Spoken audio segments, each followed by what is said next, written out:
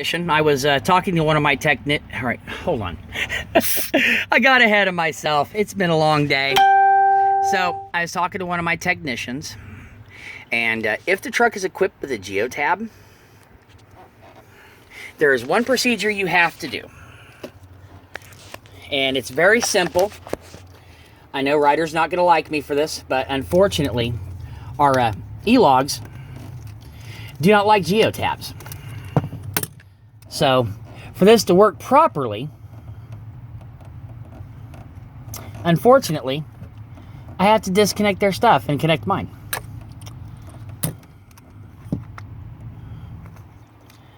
Straight in.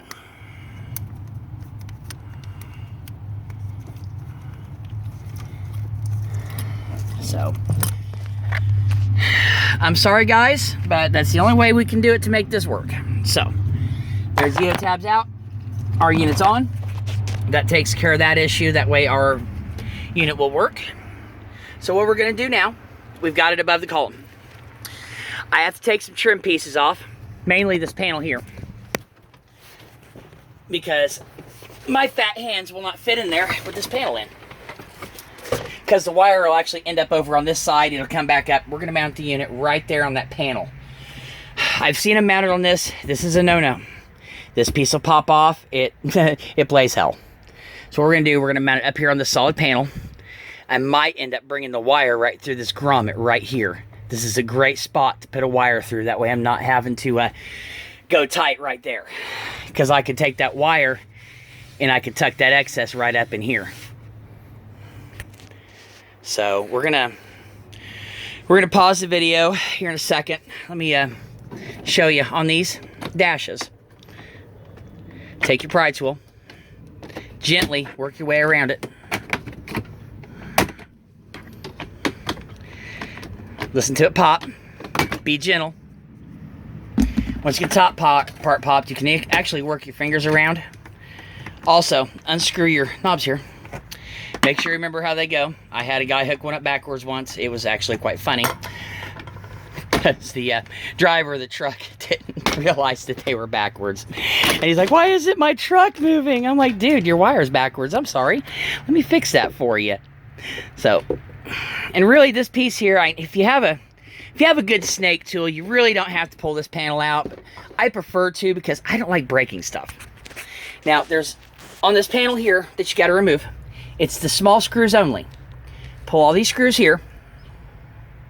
And this piece will pull straight out, lean it down. You can reach your arm in there, pull your wires up, and shove them up top. Or you can take it out the side, whichever way you prefer. I myself, I think I'm going to go for that grommet. We will find out when I get this panel pulled. So let me get my tools together, get my gun, and we'll start on the next bit. All right, for these surround screws, they're 15 Torx.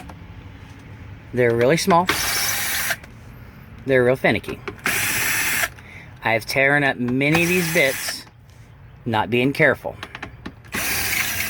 So the best thing is to do, don't lean on your gun real hard.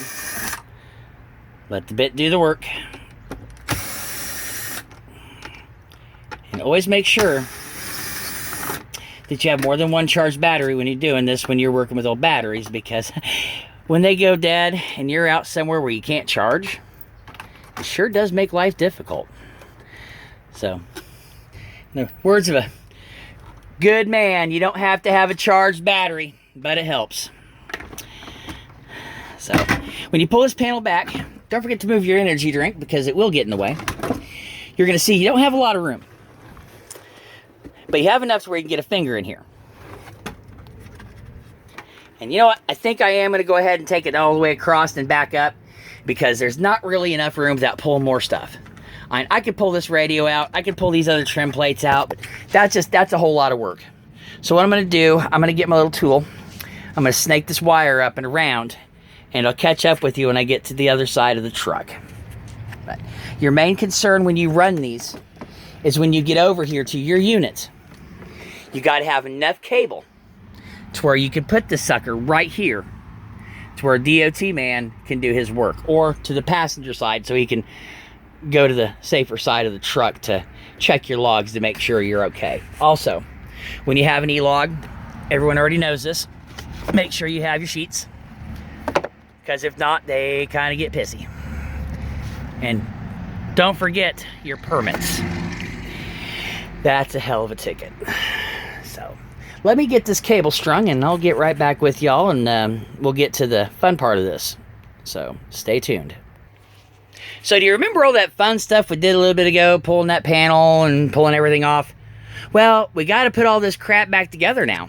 So, you know, the nice thing about it is, like the running joke in an IKEA book, installation is the same as removal. The only difference is my instructions might be just a little bit clearer. Make sure all your wires are tucked in properly. Make sure your clips are lined up. And just gently walk around with your fingers. Push them into your click. Each one. Nice and pretty. Nice and tight. Perfect fit. Perfect fit. Now, make sure you screw in your connectors. Your little knobs. That way they're sit there nice and right. That way if you get a driver, they can just get in this truck and they're like, oh, okay, that's to set the truck. That's for the trailer. You put them in backwards, it kind of makes their job of living hell. So the next thing we're going to do, we're going to put this panel back on down here.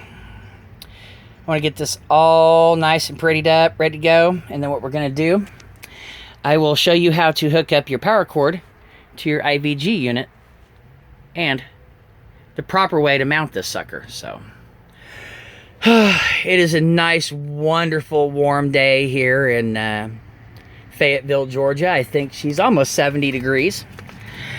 I feel bad for my friends down in Kansas. They're suffering from freezing fog. I hope everyone's being safe down there. I really do. I plan on being back here soon. Just for shits and giggles.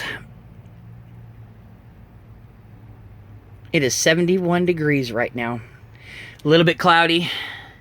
Perfect weather to put an Omnitrac in, or a PeopleNet, or a GeoTab, whatever you use.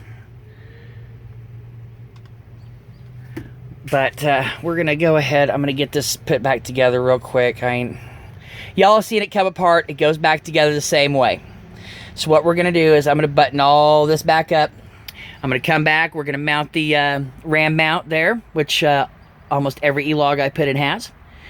And we're going to get her mounted up nice and solid on the mount. And then I'm going to show you how to wire it. And then we'll test her over, make sure everything is good to go. And then I will go in and switch truck numbers on my computer, and we'll be ready. So just hang tight. I'll be back. Okay, we're back. If you notice, all my panels are back in place. It's starting to look like a truck again. We got one last thing we have to do. This is the one thing I tell people. A lot of people just don't listen to me on this, but this is my preference. Whenever you're putting some screws into plastic and you don't know if there's a good solid backing, always put them in by hand. Because what happens is you put your gun on there, and if the clutch on it doesn't work quite right, you'll end up stripping straight through it. And then that mount is not solid. I myself, I prefer to use a backing plate, but since I do not have one on hand, I'm having to do this a different way. But it works just fine. So what we do, we take our piece here. We're going to mount it. We're going to put it at a nice height. We're going to take 4 screws.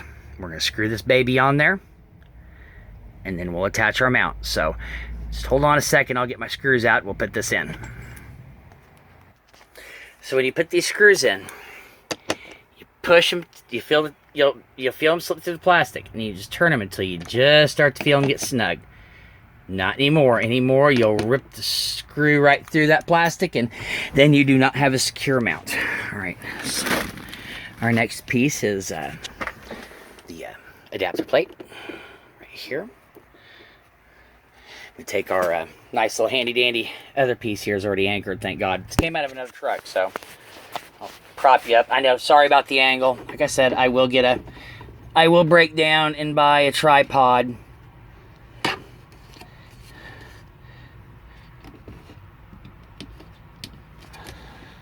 All right, now, I bet you're saying, hey, you got your mount in there. Looks great. But what about the wire? That's what we're going to do now. what you do, you take your Torx head bit. I don't like to put these things in nice and tight. Everyone's like, oh, I'm just going to tighten the heck out of these things. No. That is where you mess up. That is where screws get stripped out. Hold on. Much better. I got something on the lens. Sorry about the fuzzy pictures. Sorry about the close-up of my hand too, but unfortunately, like I said. All right. So after you remove that, which the bit you're going to need for this part is a T10. I have a T10H, which has the hole in it. There are some trucks that these security bits are a necessity. Snap-on Mac tools have great sets for them. They're expensive. $10 at Harbor Freight. And don't forget, if you use Harbor Freight, download their app, because then you'll have a 20% off coupon every time you go in there. You plug that in, seat the rubber right here. That's very important, because if not, you'll end up yanking wires out, screwing a board up. It makes for a bad day. Now, when you know you got it plugged in right, when you start seeing these lights pop up, this means that this baby is starting to power on. So what I'm going to do, I'm going to finish this up. I'm going to dig through my pockets and find the key. And we're going to fire this truck up. I'm going to check my interface and make sure she's good to go. Now, if you don't want to have the removable, you can mount the RAM mount straight to the back of these. But the DOT man does not like it when you have to unscrew something to hand it to him. So that's why we use these. It makes the job so much easier. Now, if you've noticed, I've already got a driver login. Now, that tells me that I shouldn't even have to worry about it, because this thing's already powered up. So what I'm going to do is I'm going to have my safety guy, he's going to double check the unit later on, but I'm pretty sure that we're good to go on this. So I'm going to go ahead, kind of be nice, tuck this wire back over here so it's out of the way. And she's ready to rock and roll. And the nice thing about the way we ran it, DOT guy comes over. Here you go. Fast, fun, and easily done. You don't get a ticket that way, and maybe, just maybe, you'll walk out of there or drive out of there without any issues. But just remember, driving these things pre-trips are the most important things, and just take your time. Don't get in a hurry. Yeah, granted, your clock might be running out. You might be running out of hours.